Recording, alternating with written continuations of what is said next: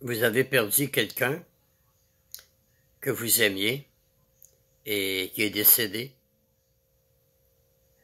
Ça fait mal. Mais savez-vous que dans la Bible, Dieu dit qu'il va y avoir une résurrection sur la terre un jour. Dieu promet qu'il va transformer la terre en un paradis. Et tous ceux qui sont décédés, on va les revoir en personne.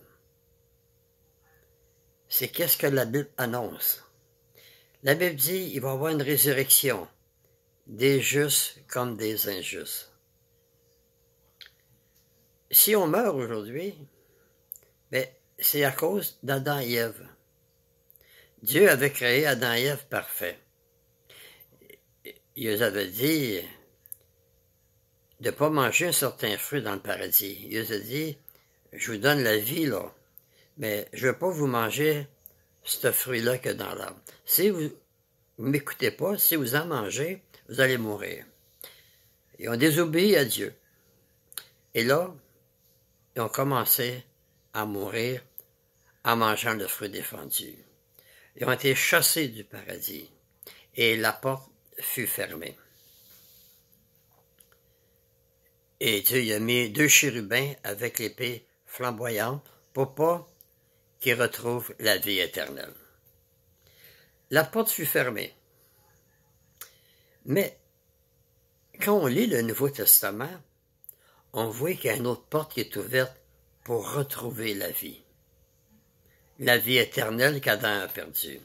Et Jésus, dans la Bible, il dit, « Je suis la porte. » Il dit, « Celui qui rentre par moi va retrouver la vie éternelle. » Car Dieu a tant aimé le monde qu'il a envoyé son Fils unique, afin que quiconque croit en lui ne soit pas détruit, mais qu'il ait la vie éternelle.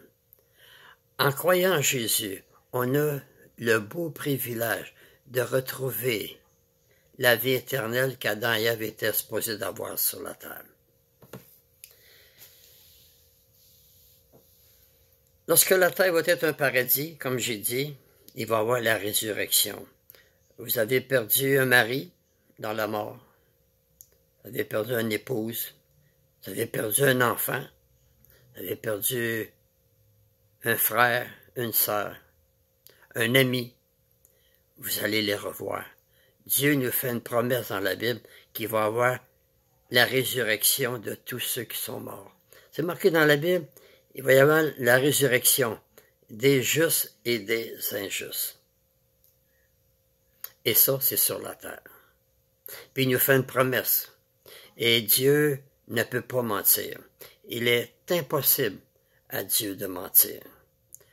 Consolez-vous avec ces paroles si vous avez perdu quelqu'un.